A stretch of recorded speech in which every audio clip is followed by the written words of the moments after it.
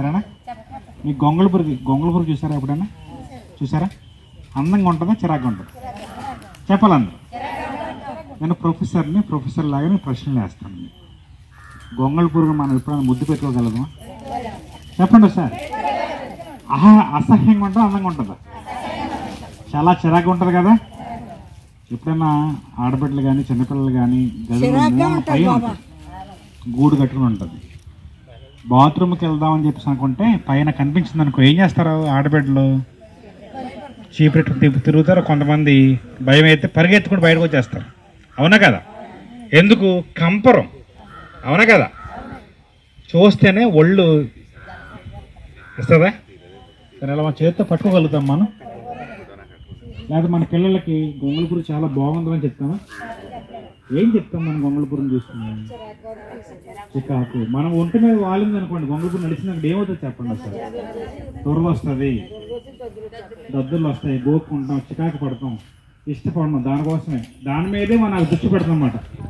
So దానికి ఎవరన్నా help చేసి బాత్రూంలోంచో లేకపోతే ఇంట్లోంచి తీసారనుకోండి, తర్వాత మళ్ళీ మన ఇల్లు అక్కడ ఉండదు. అక్కడ ఏం చేస్తాం మనం? అదే ప్రాంతం చూస్తామా? ఒక భయం, అసహ్యకరమైన ఒక పురుగు, ఒళ్ళు జలదిరింపు, అంతే కదా? చికాకు, పట్టుకుంటే మనసు ఒప్పదు, అసహ్యం, అంతేనా? సో ఈ గొంగళి పురుగు అంట. ఏ గొంగళి పురుగు? మనం అసహించుకునే గొంగళి పురుగు, మనం చికాకు పడే గొంగళి పురుగు, మనం ద్వేషించే గొంగళి పురుగు ఒక వెళ్ళి ప్యూపా దశకి వెళ్తుందంట. అంటే చిన్న గూడు కట్టుకుంటుందంట. అర్థమవుతుందా? గూడు కట్టుకుని ఎండ ప్రాంతాలు అయితే, మన మెట్ట ప్రాంతాల్లో అయితే 2 వారాల నుంచి 3 వారాలు పడుకుంటుంది అన్నమాట. అర్థమవుతుందా? అదే శీతల ప్రదేశాలు, అమెరికా దేశాల్లో అనుకో ఇంచుమించు 5 నుంచి 6 వారాలు అది లోన పడుకొని ఏమవుతుంది చెప్పండి సార్? తర్వాత మంచి బటర్ఫ్లై అవుతుంది, అంతేనా? ఇప్పుడు చెప్తాం. ఈ బటర్ఫ్లైని మనం ముద్దు పెట్టుకుంటామా కదా? ఇష్టపడతాం మనం. మన మీద వాలిందనుకో మనం మురిసిపోతాం. మన పిల్లలకి, మీ పిల్లలకి, లేదా మీ మనవాళ్ళకు ఎవరికైనా చిన్న పుట్టినరోజు పెళ్లి జరుగుతుంది అనుకో, వెనకాల బ్యాక్గ్రౌండ్గా ఆ యొక్క బటర్ఫ్లై ఫోటో వేసుకుంటాం మనం. వేసుకోమా? అది ఎలా ఎగురుతూ వెళ్తుంది అనుకో, మనం చూసి ఆనందించమా? పిల్లలు చప్పట్లు కొట్టరా? పట్టుకుంటారా లేదా కదా? సో ఈ గొంగళి పురుగు, ఏ గొంగళి పురుగు అయితే మీరు ద్వేషించారో, ఏ గొంగళి పురుగుని అయితే మీరు ఒళ్ళు జలదించుకుంటున్నాను అంటున్నారో, ఏ గొంగళి పురుగు అయితే మీరు అసహించుకుంటున్నారో, ఈ గొంగళి పురుగు అంట కొన్ని రోజులు, కొన్ని వారాలు, 2-3 వారాలు, కొన్ని రోజులు అది గూడు కట్టుకుని ఈ బాధలన్నీ భరిస్తుందంట. అదవుతుందా మీకు? ఎన్ని భరించి మనసులోనే పెట్టుకుంటుంది. మిమ్మల్ని తిడుతుందా? మిమ్మల్ని కొడుతుందా? దాని నైజం అది. దానికి చుట్టూ ఒక దురద ఉంటుంది. అది మనమే పడుతుంది, దురద వస్తుంది, దానికి తెలియదు పాపం. ఇది వెళ్ళిన తర్వాత ఒక 3 వారాల తర్వాత ఒక బటర్ఫ్లై అయిన తర్వాత ఎవరైతే అసహించుకుంటున్నారో, ఎవరైతే తిట్టుకుంటున్నారో, ఎవరైతే నాకు వద్దు అని చెప్తున్నారో, ఎవరైతే దాన్ని చూసి చంపాలనుకుంటున్నారో, అది కొంతకాలం తర్వాత మంచి బటర్ఫ్లై అయిన తర్వాత ఏ వ్యక్తి అయితే అసహించుకుంటున్నాడో, ఏ వ్యక్తి అయితే దాన్ని తృణీకరిస్తున్నాడో వాళ్ళు ఏం చేస్తున్నారు? ఇప్పుడు ప్రేమిస్తున్నారు, పట్టుకుంటున్నారు, ముద్దు పెట్టుకుంటారు. మీ పిల్లలకి అట్ల మీద కానీ లేకపోతే గ్రీటింగ్ల మీద కానీ, సెల్ ఫోన్లో పైన ఉన్న డిస్ప్లే పిక్చర్ కానీ, వెనకాల బ్యాక్గ్రౌండ్లు కానీ ఈ యొక్క బటర్ఫ్లై పెట్టుకుని మనం మురిసిపోతాం కదా. మన జీవితం కూడా అంతే. మీకు అర్థమవుతుందా? మిమ్మల్ని చూసి ఎవరైతే మిమ్మల్ని అసహించుకుంటారో, మిమ్మల్ని చూసి ఎవరైతే మిమ్మల్ని ద్వేషిస్తారో, మీ మొహం చూసి నాకు ఇష్టం లేదు, ఈ అమ్మాయి నాకు ఇష్టం లేదు, ఈ అమ్మాయి నాకు ఇష్టం లేదు, సరే ఎవరైతే మనల్ని ద్వేషిస్తారో, అదవుతుంది మీకు అందరికీ, ఎవరైతే మనల్ని గొంగళి పురుగులాగా చూస్తారో దాని అర్థం అది. ఏం చెప్పండి? ఎవరైతే మనల్ని గొంగళి పురుగులాగా చూస్తారు. గొంగళి పురుగులో చెప్పాను ఏంటి? ఎవరు ముద్దు పెట్టుకోరు, ఎవరు పట్టుకోరు, ఎవరు దాన్ని ప్రేమించరు, అసహించుకుంటారు. ఎవరైతే అటువంటి స్థితిలో నిన్ను పెట్టారో, మీ అత్తగారు కానీ, లేదా మీ కోళ్ళ గారు కానీ, మీ కూతుళ్ళు కానీ, మీ పిల్లలు కానీ, మన ఇంటి చుట్టుపక్కల ఉన్న ఇరుగు పొరుగు వారు ఎవరైనా కూడా మిమ్మల్ని గొంగళ పురుగులాగా చూస్తే కనుక ఒకనొక టైం వస్తుంది, సరే చెప్పండి, గొంగళ పురుగు వచ్చినట్టే మౌనంగా మీరు చాలా జాగ్రత్తగా మౌనంగా కొంతకాలం తప్పనిసరిగా మీరు మీ యొక్క ఆత్మీయ రెక్కలు విరుచుకుంటాయి. మీకు రెక్కలు వస్తాయి, కనిపించకపోవచ్చు, దానికి కనిపిస్తాయి, మనకు కనిపించకపోవచ్చు. అదవుతుందా? మనము ఎగురుతాము. ఎవరైతే మనల్ని ద్వేషిస్తారో, ఎవరైతే మనల్ని తిట్టుకుంటారో, ఎవరైతే మనల్ని తృణీకరించారో, ఎవరైతే మనల్ని ఈ వ్యక్తి వద్దు, ఈ వ్యక్తి అమాయకురాలని, ఈ వ్యక్తి పేదరాలు, ఈ అమ్మాయి ఈమెను చూస్తే నాకు అసహ్యం వేస్తుంది, ఈ ముఖం కూడా నేను చూడలేనని చెప్పేసి ఎవరైతే మనల్ని తృణీకరిస్తారో వారే మిమ్మల్ని పట్టుకోవడానికి, మీ దగ్గరికి పరిగెత్తుకు రావడానికి, మిమ్మల్ని హత్తుకోవడానికి ఆతృత పడతారు. అదవుతుంది మీకు అందరికీ. కేవలం గొంగళ పురుగు, దాని జీవితకాలం మహా అయితే 2 నెలలు 3 నెలలు ఉంటుంది, అంతేనా? దానికి ఉన్న జ్ఞానం అదవుతుందా? మౌనం. దానికి ఉన్న జ్ఞానం ఏంటి చెప్పనా? మౌనం. మౌనంగా మనం భరించడం చెప్పండి. పరిశుద్ధ గ్రంథంలో దేవుడు చెప్పాడంటే, నేను యేసుక్రీస్తు యొక్క శిష్యుడు కాబట్టి చెప్తున్నాను. పరిశుద్ధ గ్రంథంలో దేవుడు చెప్పాడంటే,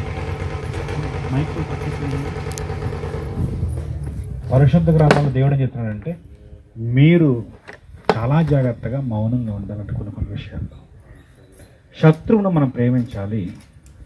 గొంగళ పురుగును మనం ఇబ్బంది పడుతున్నాం కదా, గొంగళ పురుగును మనం అసహించుకుంటున్నాం కదా. దేవుడు ఏం చెప్తున్నాడంటే, గొంగళ పురుగు లాంటి ఒకళ్ళు ఎవరైనా శత్రువుని ఉండటానికి ఆ శత్రువును ప్రేమించాలి, ఆ శత్రువును ద్వేషించకూడదు, శత్రువును హత్తుకోవాలి. శత్రువు ఆపదలో అంటే ఆ శత్రువుకు మనం మేలు చేయాలని దేవుడు చెప్తున్నాడు పరిశుద్ధ గ్రంథంలో. చాలామంది ఏమంటారంటే యేసుక్రీస్తుని నమ్మడం అంటే ఒట్టు తీరు అని చెప్తుంటారు. ఆడబిడ్డలందరూ గ్రహించాలి, తల్లులు గ్రహించాలి. ఇక్కడ యేసుక్రీస్తుని నమ్మడం అంటే బొట్టు తీయడం అని చెప్తారు చాలామంది సేవకులు. పరిశుద్ధ గ్రంథంలో లేదు. యేసుక్రీస్తు మీ బొట్టుని చూడ్డు, యేసుక్రీస్తు మీరు పెట్టుకున్న కట్టుబాట్లు దేవుడు చూడ్డు. అదవుతుంది మీకు అందరూ. బొట్టు కోసం దేవుడు ఈ లోకానికి రాలా, బొట్టు తీయమని దేవుడు ఎప్పుడు చెప్పలే బైబిల్ పరిశుద్ధ గ్రంథంలో. పరిశుద్ధ గ్రంథంలో దేవుడు ఏం చెప్పాడంటే నీ మనసు మార్చుకొని చెప్పాడంటే. చాలామంది అంటారు, నువ్వు మతం మారారా మీరు, నేను చర్చికి వెళ్ళాలని చెప్పి అనుకుంటున్నాను, నువ్వు మతం మారావా అని చెప్పి అంటారు. అంటారు చెప్పండి, అంటారు కదమ్మా. పరిశుద్ధ గ్రంథంలో మతం మారమని దేవుడు ఎక్కడ చెప్పలేదు. లేదు. నేను 34 సంవత్సరాల నుంచి బైబిల్ చదువుతున్నా, 34 సంవత్సరాల నుంచి బైబిల్ చెప్తున్నా. పరిశుద్ధ గ్రంథంలో యేసుక్రీస్తు మీ మతం మారమని ఎక్కడ చెప్పలేదు, మీ కులం మారమని ఎక్కడ చెప్పలేదు, మీ బొట్టు తీయమని దేవుడు అయితే చెప్పలేదు. మన ఇంట్లో రకరకాల కమ్మిలకి ఎట్టుకుంటాం కదా, గుమ్మాలకి పసుపు రాసుకుంటాం కదా, అవి తీయమని దేవుడు చెప్పలేదు ఎక్కడ. నువ్వు తెల్ల బట్టలే కట్టుకోవాలి, నల్ల బట్టలు కట్టుకుంటే నేను రాను దేవుడు చెప్పట్లా. దేవుడు చెప్తున్నాడంటే, యేసుక్రీస్తు చెప్తున్నాడంటే మీ మనసు మార్చుకోండి అంతే. అర్థమవుతుందా మీకు అందరికి? అర్థమవుతుందా? ఎవరైనా ఎదురుకు వచ్చి బొట్టు తీయమని చెప్పారని మీరు నమ్మొద్దు, అది పరిశుద్ధ గ్రంథంలో లేదు. అది ఎవరైనా వచ్చి నువ్వు మతం మారమని చెప్తే నమ్మొద్దు, అది పరిశుద్ధ గ్రంథంలో లేదు. అది ఎవరైనా వచ్చి నువ్వు కులం మారమని చెప్పారనుకో, పరిశుద్ధ గ్రంథంలో దేవుడు కులం కోసం, మతం కోసం, బొట్టు కోసం, నీ కట్టుబాట్ల కోసం రాలా ఇక్కడికి. దేవుడు ఎందుకు వచ్చాడంటే ఈ లోకంలో నిన్ను ప్రేమించడానికి వచ్చాడు. ఎవరికి వచ్చాడు? ఎందుకు వచ్చాడు చెప్పండి సరే? మనల్ని ప్రేమించడానికి వచ్చాడు. నువ్వు బొట్టు పెట్టుకున్నా ప్రేమిస్తాడు, నువ్వు బొట్టు పెట్టుకోకపోయినా ప్రేమిస్తాడు. నేను నల్లబట్టలు వేసుకున్నానండి, నాకు నల్లబట్టలు ఇష్టం. ఇంచుమించు గత 15 సంవత్సరాల నుంచి 13 సంవత్సరాలు నల్లబట్టలు వేసుకుంటాను షర్ట్. దేవుడు నన్ను ప్రేమించట్లేదా? అంటే తెల్ల బట్టలు దేవుడు చూస్తాడా? దేవుడు బట్టలు చూడ్డు, మనం వేసుకున్న వస్త్రాలు చూడు. దేవుడు కేవలం మన హృదయాన్ని మాత్రం చూస్తాడు. మన భారతదేశంలో బొట్టు తీస్తారనుకోండి, బట్టలు ఏం చేస్తారు చెప్పండి? ఏం చేస్తారు? దేవుడికి ఇష్టం అది. బొట్ల కోసం దేవుడు ఇప్పుడు చెప్పలా, మతం కోసం దేవుడు ఇప్పుడు మాట్లాడలేదు, కులం కోసం దేవుడు ఇప్పుడు మాట్లాడు. దేవుడు చెప్తున్నాడంటే నీ కులం నీది, నీ మతం నీది, నీ బొట్టు నీది, నీ కట్టుబాట్లు నీవే, కానీ నీ మనసు నాకు కావాలి. ఎవరి మనసు కావాలి? దేవుడు కేవలం మనసులోకి వచ్చి కూర్చుంటాడంట. దేవుడు నీ మనసును మాత్రం చూస్తాడట. మళ్ళీ చెప్తున్నాను, దేవుడు ఎవరు చూస్తాడు చెప్పండి? మన మనసును మాత్రం చూస్తాడు దేవుడు. మన బొట్లు చూడ్డు, మన కట్టుబాట్లు చూడ్డు. ఆఫ్టర్ ఆల్ ఒక గొంగళ పురుగు ఈ ఇబ్బందులు, బాధలు, తిట్లు అన్నీ భరించి జాస్తి మౌనంగా 2-3 వారాలు అది గూళ్ళో ఉన్న తర్వాత ఎలాగైతే రెక్కలు విరుచుకుని ఎగిరిందో, మనం కూడా అలా ఎగరాలి. ఎవరైతే మనల్ని ద్వేషిస్తారో ఆ ద్వేషానికి బదులుగా కొంతకాలం మౌనంగా ఉంటే మనము తప్పనిసరిగా ఆకాశంలో ఎగురుతాము. అదవుతుంది ఆత్మీయంగా. ఆకాశంలో ఎగరడం అంటే బటర్ఫ్లైగా ఎగిరిపోవటం కాదు, ఆత్మీయంగా మన ఆలోచనలు ఎదుగుతాయి. ఎవరైనా మీ దగ్గరకు వచ్చి దేవుడు నిన్ను ప్రేమించట్లేదు, నువ్వు చర్చికి రాకపోతే నరకం వెళ్ళిపోతావు అని చెప్పి ఎవరైనా చెప్పారనుకోండి, పరిశుద్ధ గ్రంథంలో 66 పుస్తకాలు ఉంటాయి, 66 పుస్తకాలు ఎక్కడా లేదు ఇది. వాళ్ళకి రాక అలా చెప్తూ ఉంటారు. నేను నమ్మని దేవుడు ఏం చెప్తున్నానంటే, దేవుడు లోకమును ఎంతగానో ప్రేమించాను. లోకం అంటే మీరందరూ, నేను, మనల్ని ప్రేమించాడు దేవుడు. ప్రేమించి తన కుమారుడైన యేసుక్రీస్తుని లోకానికి పంపించారు. ఎవరైతే యేసుక్రీస్తుని నమ్ముతారో, విశ్వసిస్తారో, అంటే హృదయంలో విశ్వసిస్తారో, వారిని దేవుడు తన సొంత కూతురుగా చూసుకుంటాడు.